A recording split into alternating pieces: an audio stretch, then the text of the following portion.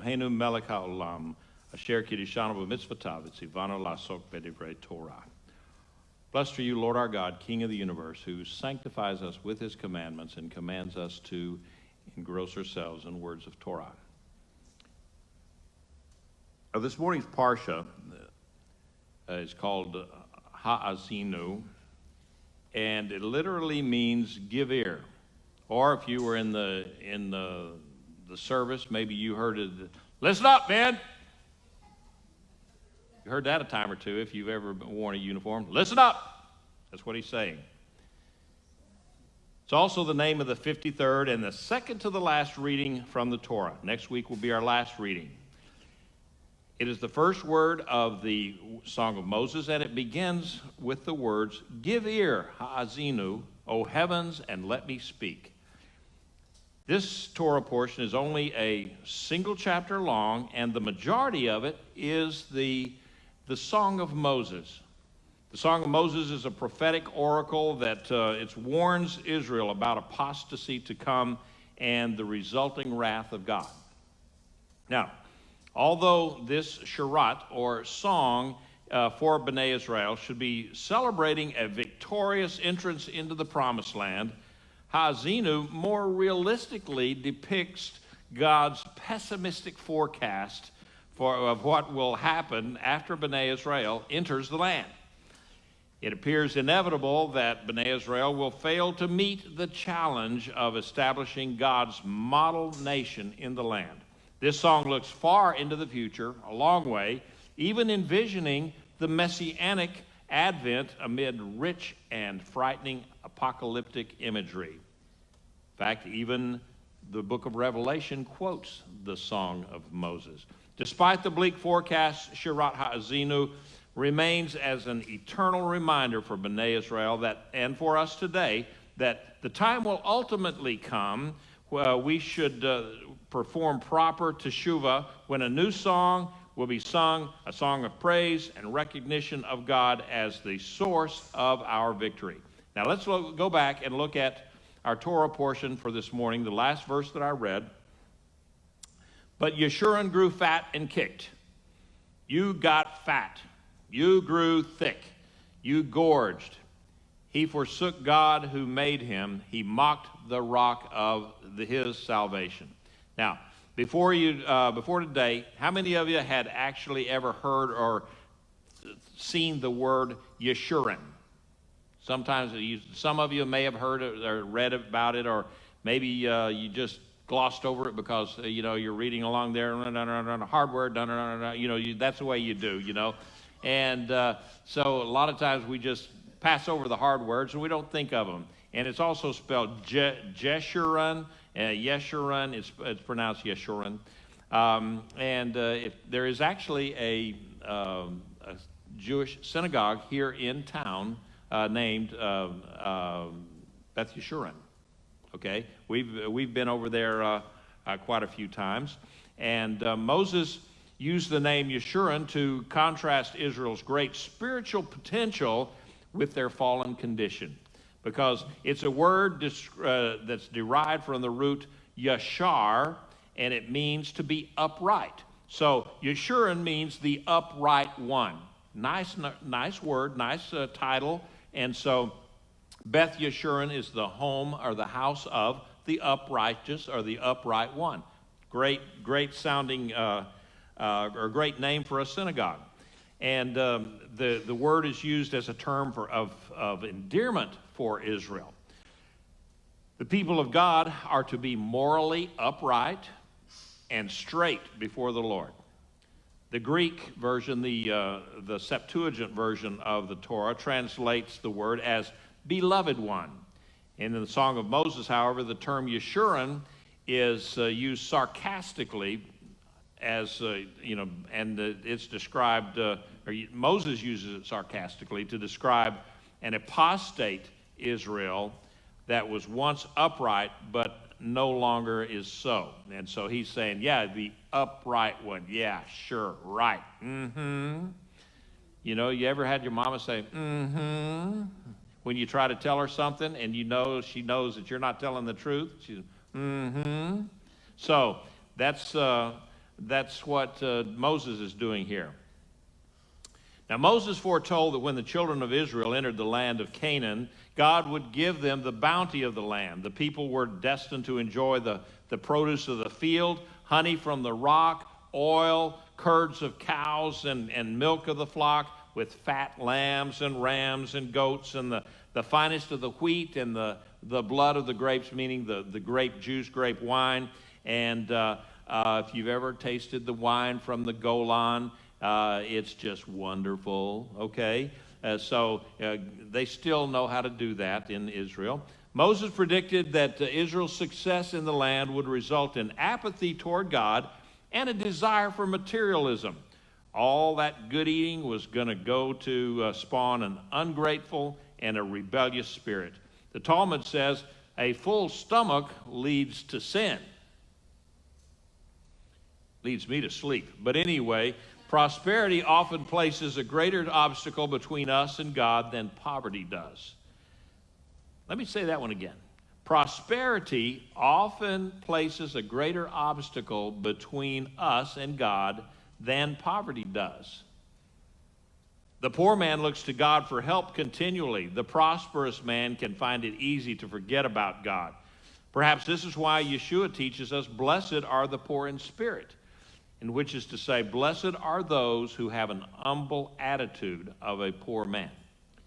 Now, it makes one wonder why it would be appropriate to preach a prosperity gospel that a lot of us have heard it today. We hear it. But the complete Word of God distinctly teaches against overindulgence. Tickling ears, perhaps. That's what people like to hear. They want to hear that. The Song of Moses goes on to portray Yeshurun, the upright one, as fat and slovenly, a reference to Israel's fallen moral state. The image is like that of a former professional athlete who has become rotund and lethargic. I still wouldn't want to get in the ring with him, but, what can you say? Just for fun, let's take a jab at Mike Tyson and then duck. You don't take a jab at him and not duck.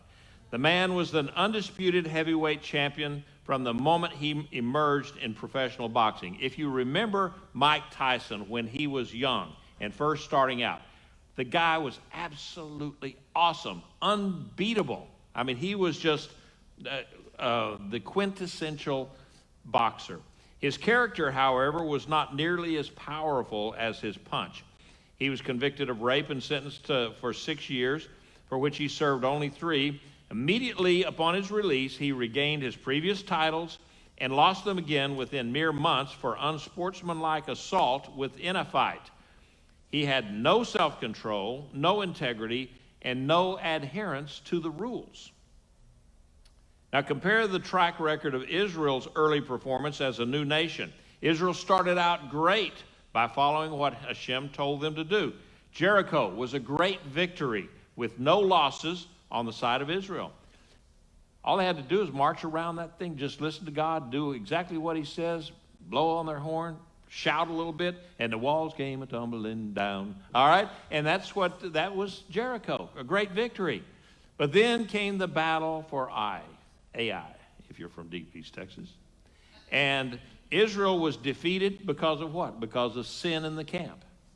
Israel recovered and conquered much of Canaan, but they never achieved what God had set aside for them. They lost their focus and began concentrating on the false gods of Canaan and the good life. They forgot the commandments of God. They never observed a Shemitah year or a Yovel or a Jubilee year. They valued riches more than righteousness. Commerce was much more important to them than God's commandments. Now, Moses called Israel fat and gross. Everyone likes fat little babies, that's you get the little babies that, they all, when they're born and they're kind of chubby and everything, they all look like Winston Churchill, Everybody likes that. But now we're coming to, all right, so some of them don't look like Winston Churchill. Some of them don't look that good. All right? So, but we're coming to realize, though, that fat babies are not necessarily healthy babies. Why? Because A lot of times, fat babies grow into fat children and then fat adults. And we know that the fat is not good for us around our heart and our lungs or any other organ in the body. I mean, we all know that being overweight is not a good thing for us, for our health. And I'm just stating something that's well known, and all of us seem to, or most of us anyway, seem to have to deal with that on a daily basis. Some of you are a whole lot more successful than me. But anyway, I know of no other sport than sumo wrestling where a fat athlete is a desired characteristic. Now, let me ask you a question. How many of you have ever participated in martial arts training and stuff? All right. Something like karate, jiu-jitsu, judo, taekwondo. Now, what does it take to progress to each level and earn the next successive belt? What? It takes dedication, diligent and rigorous training. You must maintain discipline and always focus on the task at hand, whether it be a training exercise or a competition against a worthy opponent. Now, only through months, maybe years of training and competition will you be worthy to receive that black belt. I hope that's the way it is in today's world, and you don't get a black belt for participation. If any of you are into that sort of stuff, tell me that's not true, because I sure would like to think that to get a black belt, you really have to work for it. Okay, I'm getting some heads up. Yes, okay, good. All right, so now my sermon won't be so totally false. Okay, now let me ask another question. Do you have a passion for some sport or activity, whether it's football, basketball, music, painting, whatever it may be? If you don't have something that you enjoy doing and get excited about it, then you're missing out on reaching your full potential. Because I think God gives us some of these things that He wants us to do and not just sit in front of a TV with a thing going like that, okay? I don't think that that's really what God had in mind for us.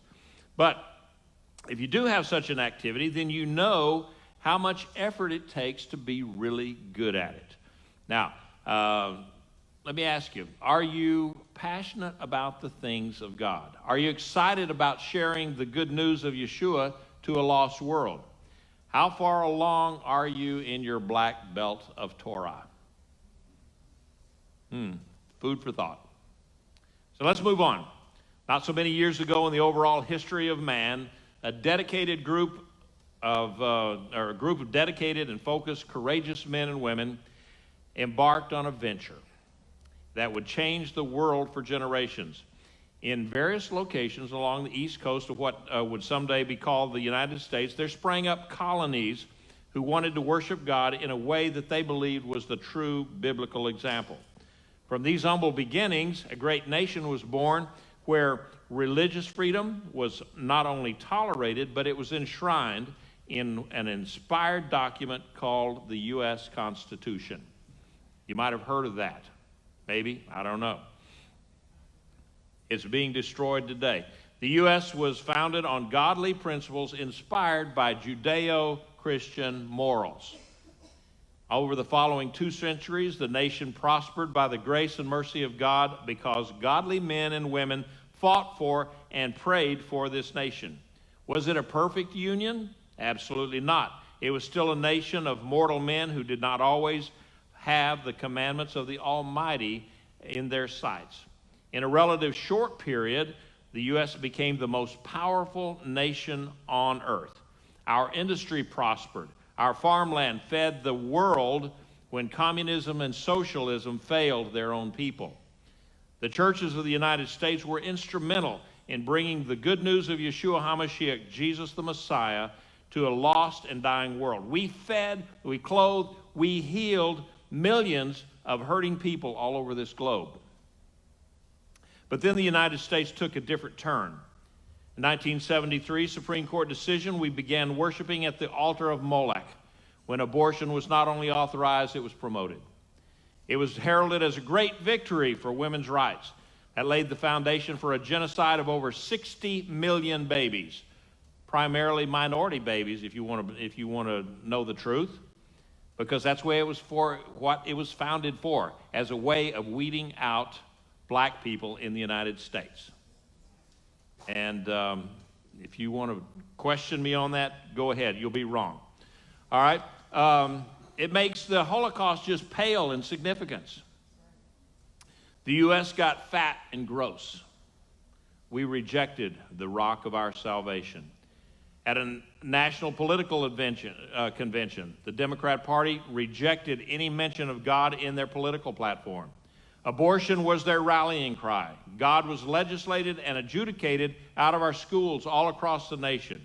Lifestyles that were once considered such an abomination that they were never even mentioned in polite society came to be promoted and celebrated with their own flag. A flag that now flies above many of our federal buildings and embassies all over the world. America got spiritually flabby and gross. Now, if you had gone to sleep in 1960 and woke up today, you would have noticed that, the divorce rate had doubled. 50 years. Divorce rate had doubled. You have a tripled teenage suicide rate. You had a quadrupled rate of reported violent crime. You had a quintupled, 5 times, prison population. You had a sextupled, pun intended, percent of babies born to unmarried parents. Had a 7-fold increase in cohabitation, a predictor of future divorce. And you had a soaring rate of depression to 10 times the pre-World War II level by some estimation. A lot of depression. And depression is a serious thing. The churches of this great nation were once the bedrock of moral teaching and responsible for missionaries flooding the world with the gospel. Sadly, those days are over. I read this week where one major denomination had installed a transgender bishop to oversee the spiritual aspects of over 200 churches on the West Coast. Another major denomination is struggling right now whether or not to ordain homosexuals or to leadership positions. According to God's holy word, that lifestyle should never be condoned in the body of Messiah, much less promoted and canonized. Don't think I'm sparing our own Jewish synagogues either. They are also ordaining alternate lifestyle rabbis. The churches and synagogues have grown fat and gross and have rejected the rock of their salvation.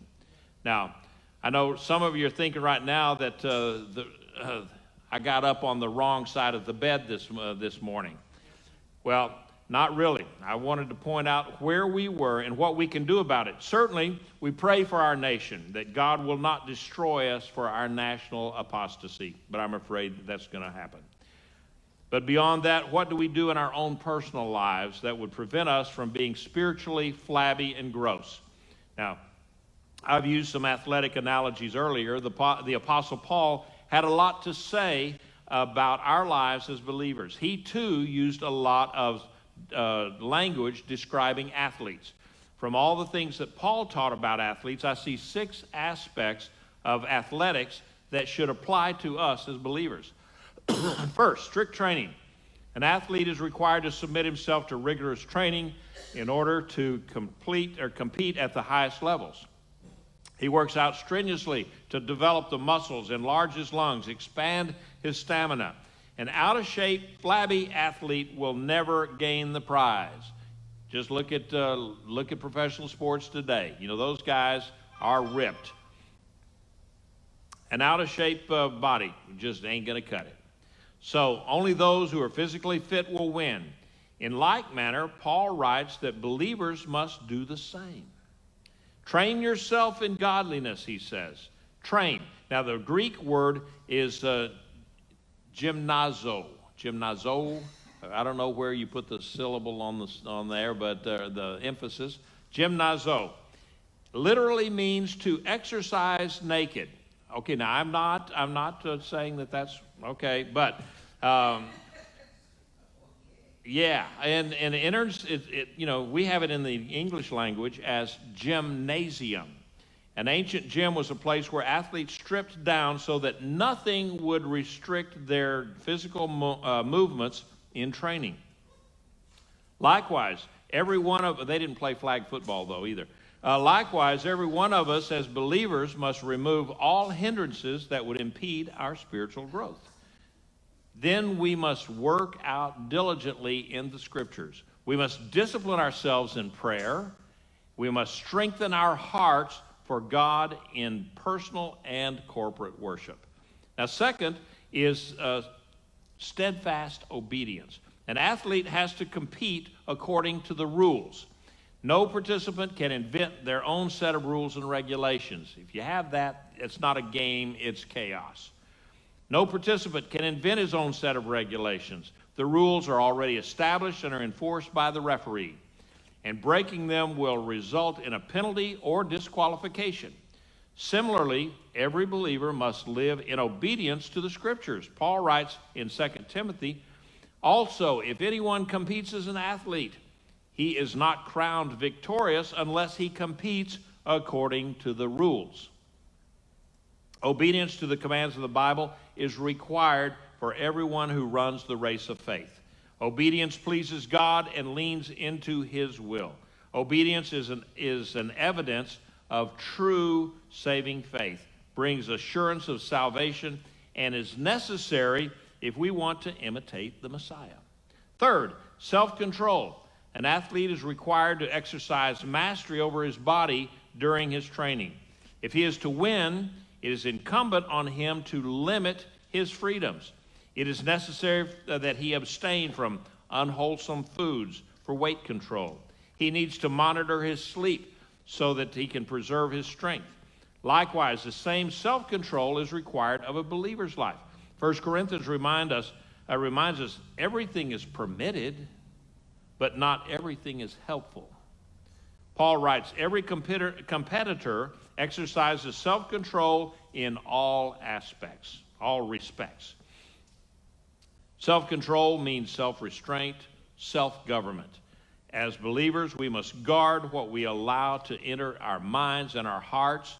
We must refuse to consume the toxic junk food of this world that is, it's poisoned with secular ideologies. Did you get that? I messed it up. We must refuse to consume the toxic junk food of this world that is poisoned with the secular ideologies. Instead, we must choose to be nourished in the words of the faith and sound teaching, 1 Timothy 4 and 6. This requires daily feasting on every word that proceeds from the mouth of God. Now, fourth is strenuous effort. Now, an athlete has to exert maximum effort in order to win his event. Half-hearted efforts will never capture the crown. Lax joggers who merely shuffle their feet will lose the race. The wreath belongs to the one who expends every ounce of energy in the competition. Likewise, Paul says we must work hard and strive if we will win the prize. Work, the Greek word kapiao. Okay, I practiced that and then it still messed it up. Means to toil to the point of exhaustion. In the pursuit of holiness, we must give ourselves until we have nothing left to give. Again, using the athletic metaphor, Paul writes, I press on, employing a Greek word, dioko. And that Greek word means to move rapidly and decisively after an object. Paul says that he was running after the knowledge of Messiah as fast as his spiritual legs would propel him. The Bible says, let us run with endurance the race that's set before us. Now this race, in fact, another Greek word, agon, was an excruciating long-distance event, like a marathon, okay? And I know we have some runners in here that in our congregation that just love to run. Okay, I cannot, I have to admit that I don't understand them at all, okay? That's why I got a concealed carry permit, because I don't run, okay? And so, but they run, and this race is called Agon. It's a marathon event that involved agony, and it's agonizing, okay? We must expend ourselves in running and the lifelong race set before us. Yep. Fifth, strategic aim. Now, in the ancient world, a boxer entered the ring to fight his opponent. His aim was to land direct blows that would pummel his foe until he was bloodied and broken. An ancient boxer could not afford to wear himself out by throwing wild punches that never connected. He had only so much strength to expend. Every punch had to be on target. In the same way, Apostle Paul saw himself like a boxer. He says, so I box this way, not beating the air. Yesterday, I was watching a boxing match well, I say a boxing match. It's the one where they're in the cage and they're barefooted and it's something like that. Yeah, it was two women, okay, a Russian woman and the other one had a Latin name. And clearly, the Russian woman was bigger, and she was taunting this Latino woman who was, by no stretch was she little, but she was not, the size of this Russian lady, and the Russian lady was just taunting her. Come on, and they'd throw a puncher here or something like that, and every once in a while, they'd get into it, and throw some good punches. Then all of a sudden, that the smaller Latina, she reached out there with a left, boom, and connected with the jaw of her opponent, and did just as quickly hit her with the right, and the lights went out. They showed a slow-mo of the thing, and when she hit her, it went one way, but then when she connected with that right, her head snapped back. I thought it was going to come right off, and it was brutal, and she went out just like that. And so that's what Paul is saying. Just don't go flailing around. You got to connect, and that's what this gal did. In his spiritual life, he was not shadowboxing and jabbing at thin air. The apostle clarifies it. Rather, I punish my body and bring it into submission so that after I have preached to others, I myself will not be disqualified. Punish my body. It literally means in the Greek to bruise or beat black and blue. The apostle said he must beat down his formidable foe until he bleeds. Ironically, though, his formidable foe, his opponent, was often his own sinful flesh, and he admitted that sometimes he just had to work against his old sinful self. Finally, the final thing here is every athlete needs singular focus. Every athlete has to remain riveted on the goal. He must maintain an intense concentration on the prize. It is this myopic focus that propels the athlete forward with bursts of renewed energy. Looking elsewhere at runners or in the stadium will slow him down and lead to his defeat.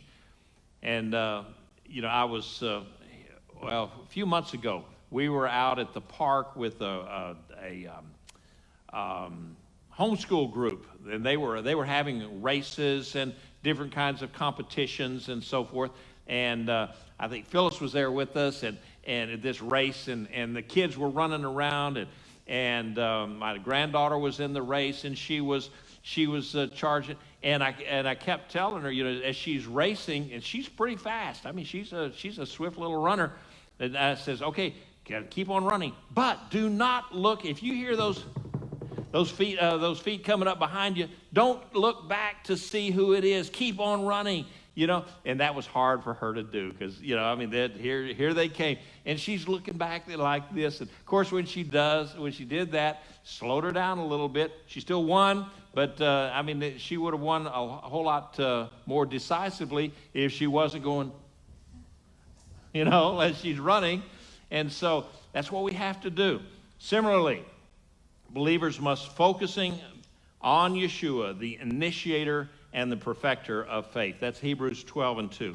Our singular focus must be on Yeshua, who generates the strength we need to run with endurance. Keeping our gaze on the Messiah produces the stamina required to win the imperishable crown. As he ran the race of his life, Paul wrote that he was forgetting what is behind. He wasn't looking back to that. He just forgot what was behind him. He could not win the prize if he was looking back over his shoulder at his past failures or his victories. He had to keep looking at Yeshua HaMashiach. You don't look back at the things that you failed. A lot of people will fail in the future because they said, well, I blew it in the past. I'm going to do the same thing again. I failed before. I'm going to fail again. It's just as dangerous for them to say, hey, I got it last time. I'm going to get it this time, and I'll just keep on going. And you can't do either one of those things. Looking back to your failures or looking back to your victories, that's in the past. That doesn't count for anything. You have to keep looking forward, looking to Yeshua. 1 Corinthians 9:24 says, if you are to run in such a way that you may win, you must compete like a fully committed athlete in your spiritual life. Sanctified sweat is required, but it will be worth it to receive the imperishable crown from Yeshua himself. That's the way you have to go at it. To stay spiritually in shape, we need to press on every day. If we do, we will be upright, worthy of the name Yeshurun, the upright one. If we are spiritually lazy, though, and we allow flesh to rule us, we will quickly become the fat and flabby Yeshurun described in Deuteronomy 32. We don't want to be that guy, okay? So let's all strive to be the athlete that wins the prize through Yeshua. Could we stand, please?